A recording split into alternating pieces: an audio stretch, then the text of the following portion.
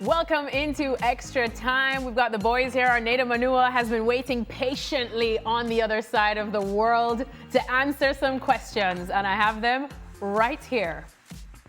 Are you ready? Go on. I mean, I would imagine the other side of the world is Australia. Well, the other side of the pond, I wanted to say, which is But the you went with Atlantic, world. the Atlantic You Ocean. just went with world. I just went You with world. Nedum feels like a world away. If only he would visit us in Connecticut. All right, first question. Who should be more concerned about their recent form, Liverpool or Barcelona? Craig?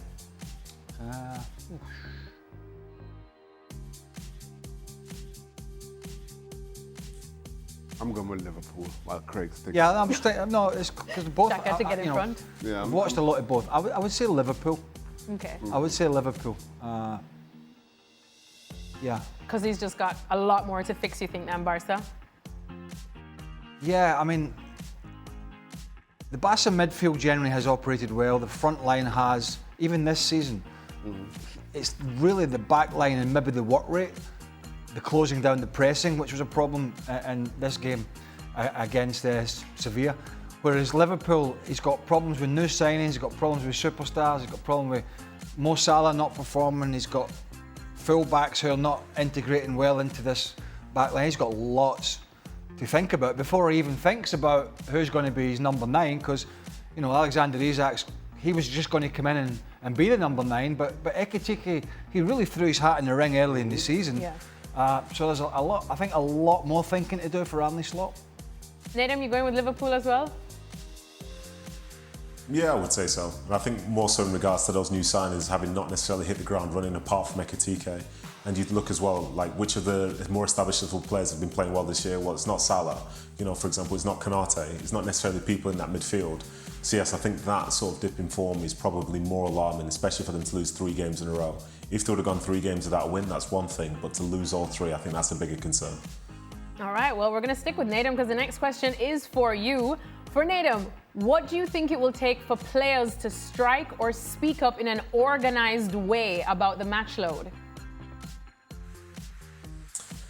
So this might seem like a bit of an unpopular opinion amongst like groups of players, but in reality, you can never have enough players who can come together because they all have different perspectives. You know, there are a bunch of players, for example, who will play 38 league games in a season, but then there are a bunch of players who might play 60, 70. You probably need the weight of everybody coming together to be able to do it, but in reality, you never will get that because the ones who play the most football, like they very much are playing too much football. But the group of them, like they might be the bigger names, but it's not enough for them to realistically change the function of like, say some of the games that are played. You know, are you going to get rid of this tournament because there are 20 players who think it's too much, you know, because you're also thinking about 20, 30 football clubs at the same time who have their own interests as well, you know, financially in terms of getting these games on. So I don't think there's a case whereby the player power is really going to be that substantial because unfortunately the business of football is one whereby if a player pulls out, it's the next player up. You know, and there will be players who will be desperate to do it. And there are some players, and I found this out, you know, when I was lucky enough to speak with Gilberto Silva about, say, some football in Brazil, there are some clubs and players who are seeking more football. So to be able to have those people be on board the same way that people are saying we need less football is incredibly unlikely. So unfortunately, I think this is just the system that we're in, and I can't really see much changing, to be honest. Shaka, you always occupy high positions in organizations that tend to address these type of issues. What do you think is going to take? He got chopped off those positions. Yeah. But he still has some knowledge. The only way it happens is through an organization such as FIFA. Yeah. Because, as Nedum rightly points out, there are just so many different angles at this from a player perspective. And while the focus is on the workloads of the top players who play 60 or 70 games a season, including internationals, they're rewarded in kind. There are a number of them, even if you just take the Premier League alone, never mind that they're lower divisions, but there are a ton of players in the Premier League who, as Nedum points out, will only play 40 games, and that's if they aren't injured, 45 games if they go on cup runs. Don't play international football, but aren't rewarded as such. So they are not going to strike for players at the top end who are making the 300 grand a week or whatever. They're not going to strike for their benefit, which is why you need organizations such as FIFA to kind of consolidate all those interests in representing the players as a whole. All right, next question for Shaka. Shaka, thoughts on Senne Lammens? I didn't see the game. Shaka, you're not tuning into the big Manchester There's United? a million games going on. I'm not watching but this is Man. Manchester I'm not United, watching Shaka. Man U, Sunderland. Why not, Shaka? I'll watch the That's highlights. Nedum's former club. Listen, that game played out exactly as I told you. Manchester United are going to beat Sunderland. I said it. I knew it. So I didn't need to watch it. That's not guarantee anymore. I call it. It happened. I didn't watch the game, so I can't pass any comment on Lammens' performance. I will say, as I said, even before he got into the team, my concern is how poor Manchester United are defensively. He's inexperienced. And playing behind that back four, inexperienced, it could be a little bit of a shell shock of an experience for him if he isn't careful. But from all that I read and understand from the game, it was pretty seamless for him. Great. They'll be tougher tests than Sunderland, I'm sure. Craig, I know it's not your area of the park, but did he look better? Liverpool to come. Liverpool to Oh, come, jeez. correct. I think a work in progress. He had to get him into the team. Well, he didn't have to, Somehow. but Altai, you know, he actually made some good saves in the Brentford game. Maybe suspect for the third goal, and always suspect from these long throws and set pieces, which seem to be back in fashion now. You know, we've seen a bunch of long throws. We're even seeing the kickoffs now getting launched forward into the corner and teams trying to press. But yeah, I mean, they signed a goalkeeper, they needed a goalkeeper, they got him into the team. I suppose no game is a perfect scenario for Man United at the moment, but it was about as good as you're going to get, bearing in mind this Liverpool game's coming up where he's going to be tested a lot more.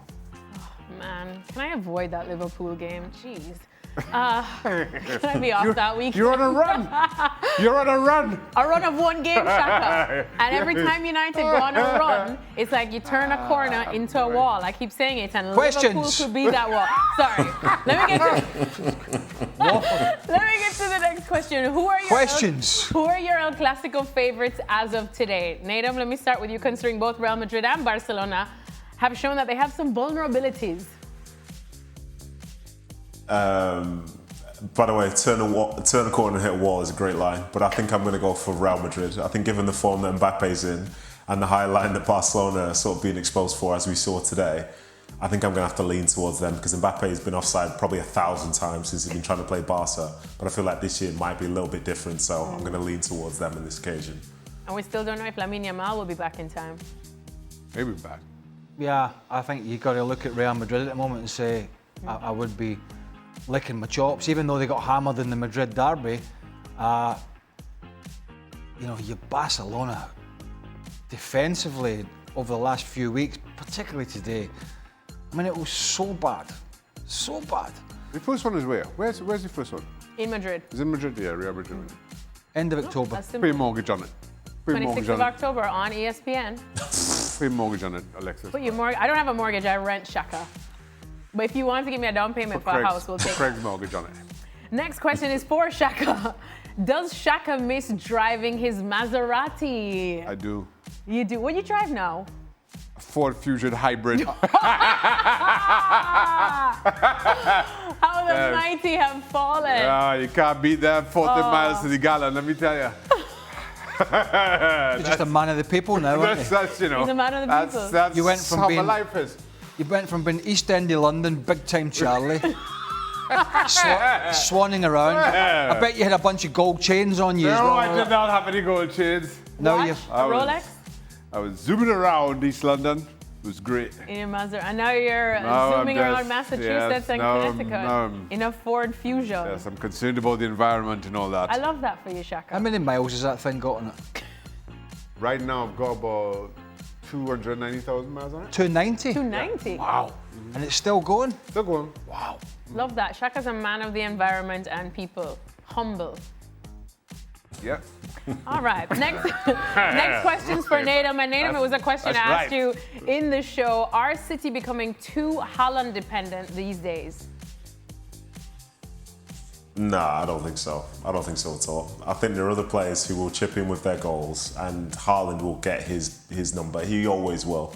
So yeah, I don't think they're too dependent at all. I think if they were really dependent on him for general play as well, I'd be more concerned. But if your number 9 happens to be in the right area more often than not, and he's finishing well, I don't really consider that to be a problem. As I say, other players will get to probably between 5 and 10 goals throughout the season. They'll probably get to like 70, 80 goals for the year. Haaland might score 30. That's the best case scenario for the season. I wouldn't worry about dependency. I'd just be more concerned if they weren't scoring enough goals at all in general. So 15 goals is good for me. It's good for them to look a bit more positive heading into the international break. All right, and final question now. This one coming for Shaka. Good. Will FC Nasaf be in the power rankings next week because they're the top of the league in Uzbekistan right now? I love me some Uzbekistan Premier League. Your rankings were back last week, weren't Yes. they? Yes. How'd that go down? Oh, like a treat. Oh, it was wonderful. Did you? I said Karabakh was playing in Uzbekistan. It's Kazakhstan, isn't it? It's Azerbaijan. Azerbaijan. Oh, Jesus. Oh, wow. We all need geography lessons Yeah, you here. see, I'm like you, Craig. It's one of those ants out there. I was a little geographically challenged. We need to bring a geography teacher in. Shaka, would Hartford Athletic, after what we saw from them winning the Jägermeister Cup, will they make it? That's from our Mark Donaldson. It all depends on if we get an invite to the after party. To the celebrations. Yes, If Mark. we get an invite, they're in. No invite, no win. No invite, no party.